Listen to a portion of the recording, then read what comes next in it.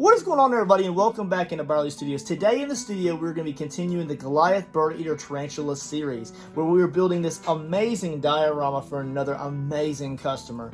It is creating some awesome content for the YouTube channel, and I really do hope y'all have the opportunity to go back and check out some of those other amazing videos. We've already worked with the wood base, XPS foam, carving, layering. We've already worked with DOS, air dry clay, building the overall rock texture, and then of course we are also sculpting with Sculpted Original, the actual rotted log. And in today's video, we're going to be painting this in Winsor & Newton acrylics.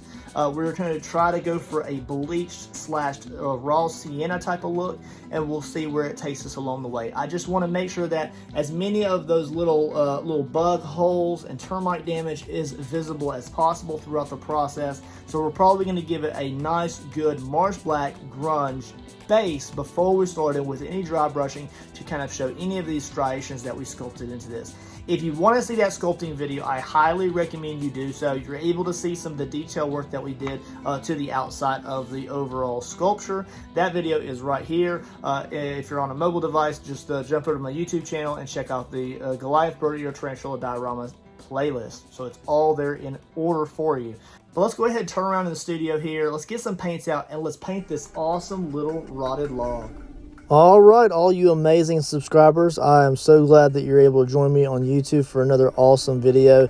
Now, I hope you were able to check out the previous video where we were detail painting this overall rock structure here for the tarantula base.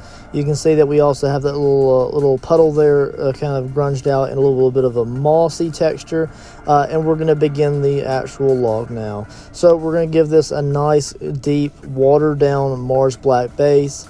I am using a substantial amount of water in there just to make sure I kind of push it into all of those little holes and nooks and crannies that I sculpted in. A lot of these details are a lot finer than a lot of my sculptures, and I just want to make sure we get as much coverage as possible there. So here you can see I was actually just, just testing out some colors, trying to see what kind of combination I wanted. This was the same night as the actual marsh black base, and I didn't take it much further than this on the first day. But I just wanted to kind of get some paint on it and just see what I kind of liked about the colors. So the acrylics that we're using in this project are Winsor & Newton Galleria acrylics out of the tube. I'm not mixing a ton of colors here. We're just going for a nice brown tone. So the colors that we're using are raw umber, burnt umber, a little bit of raw sienna. I actually ran low on that, so I started mixing my own. We're also using quite a bit of Naples yellow as well as a titanium white. That's pretty much the only acrylics that I'm using for this portion of the project, and my overall goal, as stated in the intro, is to go for a raw sienna type of look, which is just a light brown color. So I'm really able to establish that with all of these mixtures of browns, but I'm just trying to keep it on the lighter tones on the raised highlight spots, because that's where it would get the most wear and tear and weathering from being out in the woods or in a field. And then the kind of the undercarriage of the log, as it were, would be darker colored, more of like a raw umber. So whenever you see me painting the under of it, I'm using the darker colors of browns just to try to accent those shadows as much as possible. So I'll start to just gonna get an overall base coat using that Naples yellow and some burnt umber, mixing them together with a little bit of titanium white as we go further into the video here. You can just really see I'm just really kind of caking it on. Let as much of that paint cover as it will. I'm introducing a little bit of water there as well just to make it flow smoothly. And I'm letting that kind of cascade over all of the nooks and crannies, and whatever doesn't get filled in by this actually pretty thick layer of paint here, it's those details that will pop out later. A lot of the rotting logs that I've been kind of focusing on here recently leading up to this project, I've really noticed that during the rotting process, once the bark and stuff starts to chip off, the outside of a log with the interior wood behind the bark does have more of a smooth texture. And by applying quite a bit of a layer of paint here with these lighter tones of brown, it really does I'm trying to create that thick, smooth texture, even though I do have a absolute ton of decay and bugginess built into that already. So later on, when I do an acrylic wash, we're going to do a Dahl and Rowney acrylic ink wash mixed with a little bit of water. It really kind of pops all those out, and it really kind of makes those come forward even more. Right now I'm just trying to get as many of those highlights and high spots, and any titanium white and Naples yellow that I go over those high spots can be toned with washes later on in the process, just to try to make it look very deep as far as color tone. You can really start to see the glare on the top part of the log there, and that's just simply because I'm applying quite a bit of paint there, and it really does catch the halo light above us quite well. We're going to continue around the actual top of the log there. That portion is going to be completely open, and I have not painted inside the log yet. I will probably be doing an adhesive spray inside the log, and then I'll probably be applying quite a bit of organic dirt matter inside of it until I get the overall cakey, nasty look that I want. And then what I'll do is I'll probably spray a clear coat of some sort into it until I get to a point where the dirt and the matter that I put in there is not shifting around. So that'll be kind of a separate video later on in the process when I get ready to kind of finalize some of the dirt and the organic matter substrates.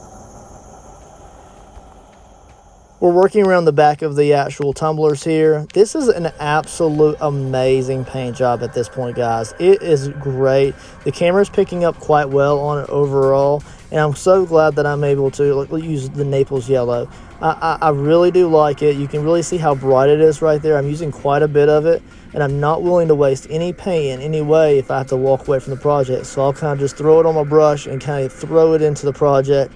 And if I need to go back over it later with darker colors, then I can do so. As I'm rotating that, you can really see those little pinprick holes where we use the embossing tool. That really is showing all of those little buggy, nasty details are popping out.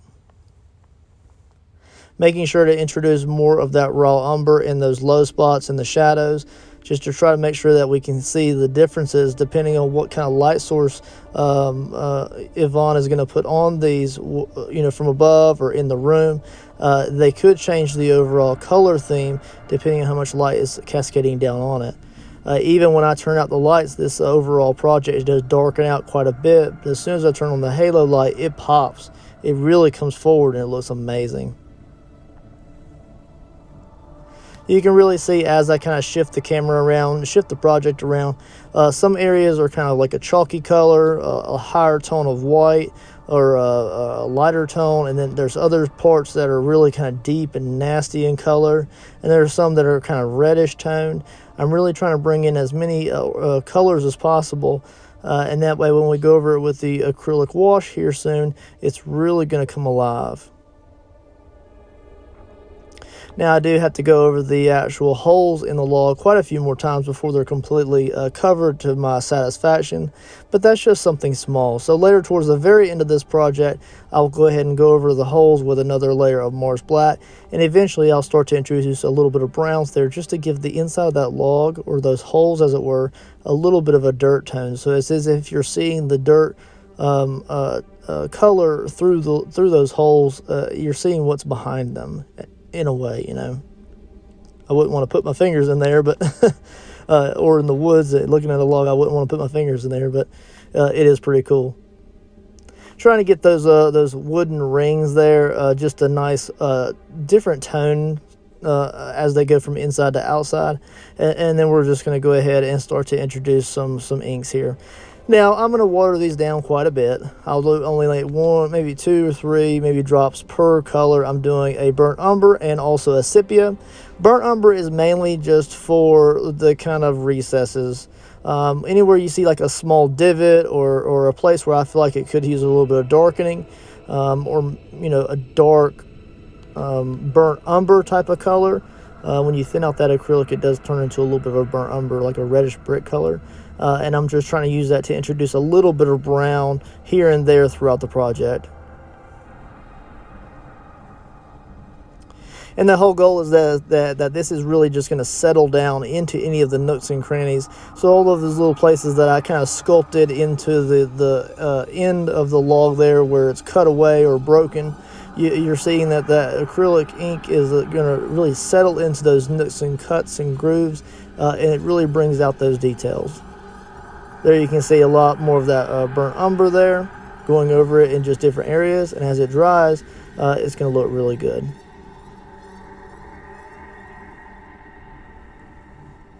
Now I'm going to switch over to the actual sepia, which is a much darker color here. You can really see it's actually dripping all over the place, and I'm really just letting it lay in there. Wherever it settles into, it's just going to bring the color forward a little bit. You can kind of see that me going over it overall is darkening the entire project quite a bit, and it's really kind of aging those little pinprick holes and grooves and all of those little buggy pieces. I'm going to be careful not to go over those with the bark texture later on in any of the other processes. Using the remnants of the kind of wash that I was using here, I went ahead and poured another layer into the actual puddle. And we're also going to introduce a little bit of sap green into that too to keep the overall mossy tone. And I'm just going to kind of swish that around in where the water fixture is going to be. Later on in the other videos, we'll be doing a epoxy pour. What do you think, guys? Look how great all those little pinprick details look. It really looks like a bug went at it and took control over this log, and it looks like it's just been outside rotting for months and months. All those multicolors of browns, the Naples yellow, and of course, like I said, I did introduce some titanium white highlights before we did the acrylic wash. Because anytime you apply the titanium white and then go over it with the acrylic wash, the titanium tones are changed by the wash, and it looks really cool. There's the end of the log there. I'll probably go over that with one more coat, but that's the same process as before. There's all of those little termite damage and those bug holes. And we'll also kind of get a highlight of the branch there. You saw me sculpt that in one of the previous videos there. And then as a bonus, I'll go ahead and give you kind of a sneak peek of what it could look like with bark texture added on top. What do you think, guys? I hope you all enjoyed it. Leave in the comments if you did. Check out some of the other videos, and I'll catch you later. Thank you for watching. Check out all of these awesome videos.